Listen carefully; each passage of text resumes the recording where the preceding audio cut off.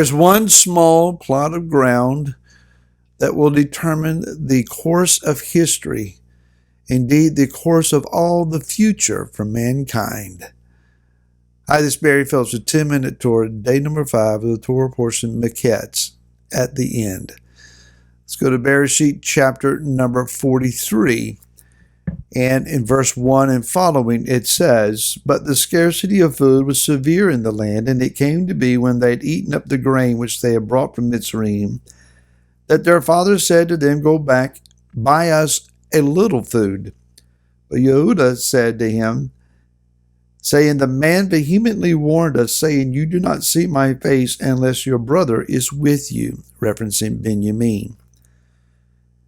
"If you let our brother go with us, we go down and buy food. But if you do not let him go, we do not go down, because the man said to us, You do not see my face unless your brother is with you."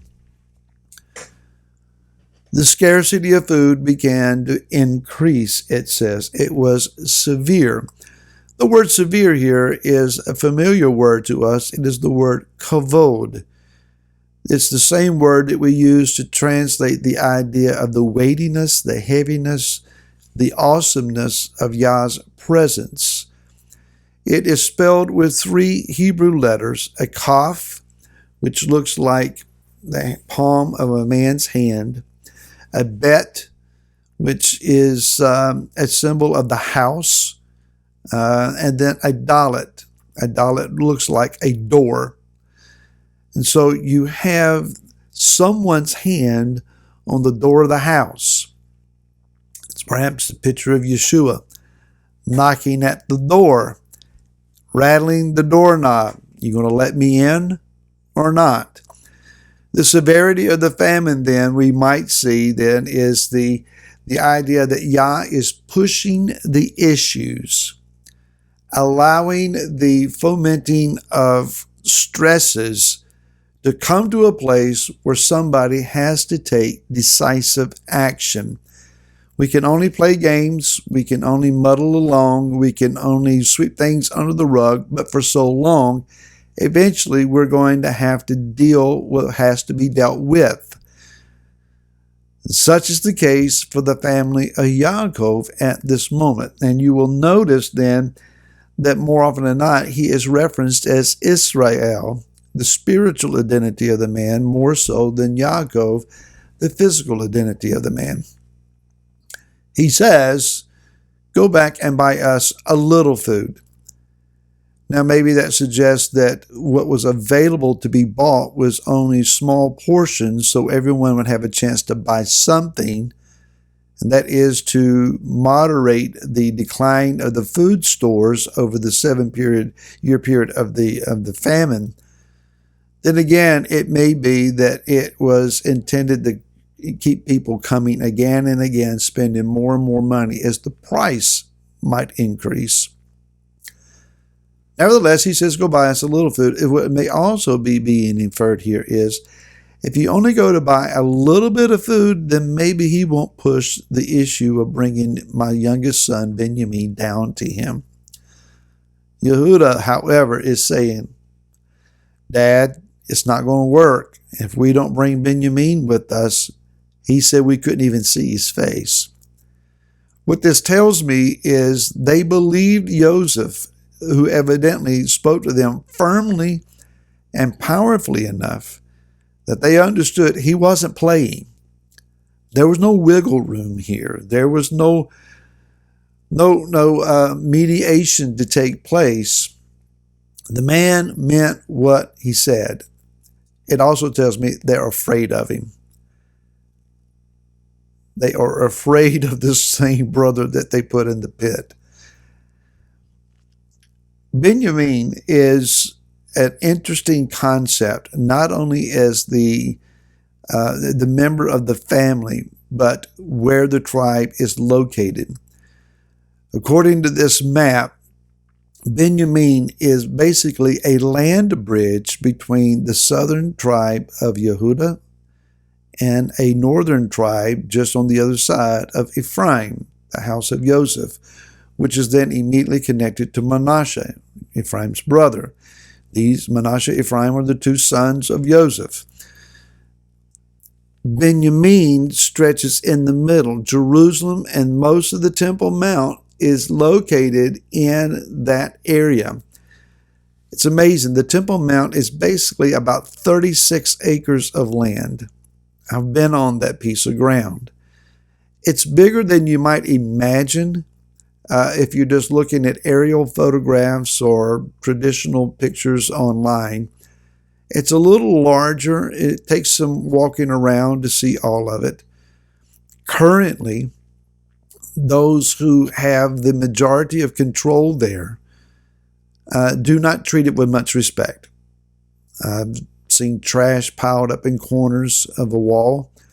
I've seen religious books of those who practice Islam scattered all over the ground.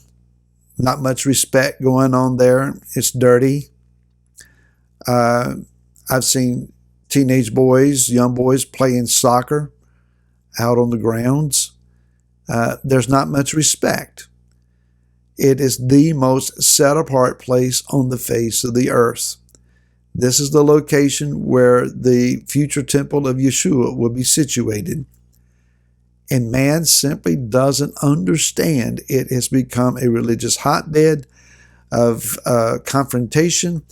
It has become a very controversial area, a very contested area, and it will be increasingly so.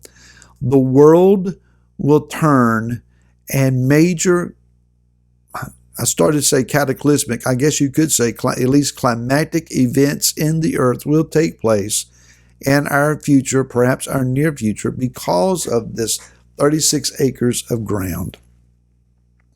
And Yah designs it so. Yehuda stands up and says to his father, I will stand as surety for Benjamin. If I cannot bring him back to you, I will bear the judgment of that forever. Not just for the rest of my life, forever. He's perhaps projecting even into the Olam Haba, the world that is to come. I will bear the brunt of this. There is no other brother, no other son that Yaakov can trust more than Yehuda. At this point, the Temple Mount is totally entrusted by Yah to Yehuda, the Jews. This is an enormous burden that they bear. Things are not as they desire. Other countries have control. The Waqif that is centered with the king of Jordan has the majority of control there. To push the issue would cause an enormous war in the Middle East. And yet they do the best that they can. Pray for them. Pray for the Temple Mount to be released back to the hands of our brother Yehuda. But Ephraim, in the reality is that we see here in the face of Joseph, also has a part to play. Joseph needs to ask the questions. Is your father still alive? Do you still believe in the Father? Do you still believe in the restoration? Is your brother Ephraim still alive in your estimation, or have you written him off? Do you see the hope of the family coming back together again? Yaakov is arguing with his sons. I don't want to let him go. I don't want to let him go. But it comes down to, if we're going to eat, if we're going to live, he has to go. Now, here's a little interesting part of the story. When Joseph was taken down by force as a captive to Mitzrayim, he went down as a part of a caravan that included spice merchants. Among the things that Israel, Yaakov, sends down in this caravan of brothers is spices. Joseph went down under captivity.